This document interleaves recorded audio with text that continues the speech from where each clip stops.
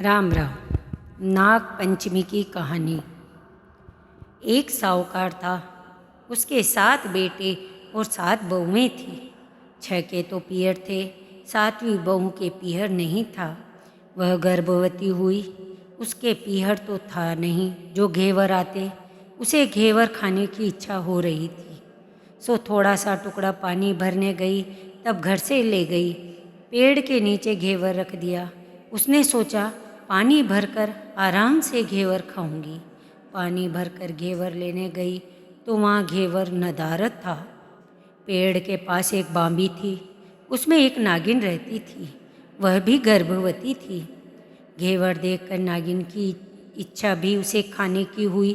उसने घेवर खा लिया और सोचा साहूकार के बेटे की बहू अगर गाली निकालेगी तो उसे काट खाऊंगी, पर अगर कुछ नहीं कहेगी तो इसको पीहर वासा दूंगी। साहूकार के बेटे की बहू ने देखा घेवर नहीं है तो कहने लगी, बेचारी कोई मेरी जैसी होगी सो खा गई होगी, कोई बात नहीं। नागिन बहुत खुश हुई। उसने अपने बेटों को सब बताकर कहा कि वो इंसान का रूप बनकर जाए और साहूकार के बेटे की बहू को ले आवे। नागिन के बच्चे इंसान का रूप बनाकर साहूकार के घर गए और साहूकार की पत्नी से कहा कि हमारी बहन को हम लिवाने आए हैं, सो भेजो। सास ने कहा, इतने दिन कहाँ थे, पहले तो कभी नहीं आए। नागिन के लड़के ने कहा, ब्यान जी, बाई भी हमें नहीं पहचानती। बाई जन्मी तब हम नानी के थे और शादी हुई तब हम परदेश कमाने गए थे। वे लड़के बहुत से गहना, कपड़ा और मिठाई अपनी बहन की सास के व जिठानियों के लिए ले गए थे। सास बहुत प्रसन्न थी। सास ने बहू को भेज दिया। बांबी के पास पहुंचकर लड़कों ने कहा, बहन, हम सांप हैं। तुम्हारा घेवर हमारी माँ ने ही खाया था। उसने तुम्हें अपनी लड़की माना है, इस नाते तुम हमारी बहन हुई। तुम हमारी पूँछ पकड़ लो, डरना मत। वह पूँछ पकड़कर बांबी में चली गई। वहाँ उन्होंने उसे बहुत सुख और आराम से रखा। वहीं उसने लड़के को जन्म दिया। जब उसका लड़का थोड़ा बड़ा हुआ तब की बात है, पड़ोसन ने साहूकार के बेटे की बहू को सिखा दिया कि अगर तू मेरी माँ की इतनी लाडली है तो तू तेरी माँ से कहना कि आज तो सांपों को दूध में ही पिलाऊंगी। पड़ोसन का ताना उसे सहन नहीं हुआ। वह माँ से जिद करके सांपों का दूध ठंडा करने लगी। अभी दूध ठंडा भी नहीं हुआ था कि उसके लड़के ने घंटी बजा दी। घंटी सुनते ही छोटे बड़े सब सांप दूध पीने दौड़े। दूध में मुंह डालते ही बहुतों का मुंह जल गया। सांप क्रोधित होकर कहने लगे, हम बहन को काटेंगे। माँ ने कहा, इसे मत काटो, ये तुम्हें आशीष देगी।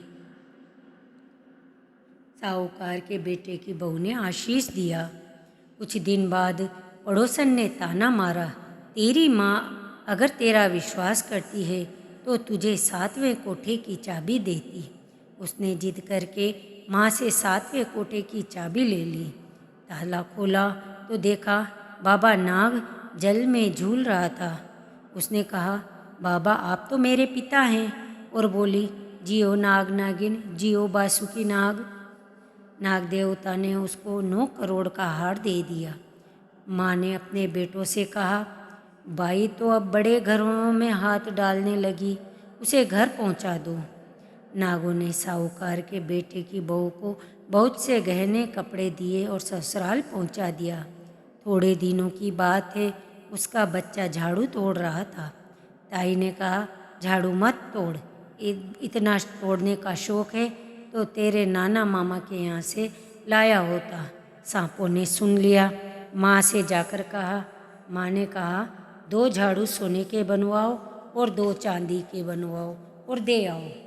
ताइयाँ देख कर जलने लगी, कहने लगी कि इसके तो ताने मारने से भी धन बढ़ता है। छोटी जिठानी लकड़ी लेने गई, वहाँ सांप था।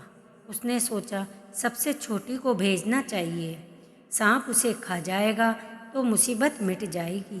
छोटी बहू लकड़ी लेने गई तो वहाँ सांप बैठा था। बोली, भैया राम राम। सांप ने झट से बिछुए दे दिए।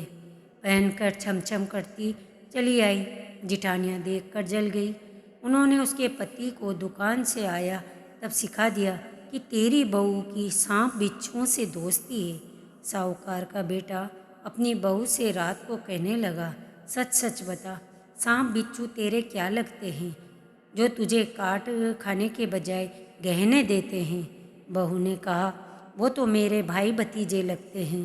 फिर उसने सारी बात अपने पति को बताई। पति ने कहा, तो क्या तेरे भाई भतीजे तुम्हें ही बुलाते हैं, कभी अपनी जवाई को नहीं बुलाते? कोने कोने में छुपे सांपों ने ये बात सुन ली। जाकर अपनी माँ से कहा। माँ ने कहा, दोनों को बुला लाओ। इंसान का रूप रखकर सांप दोनों व बच्चे को बुला लाए।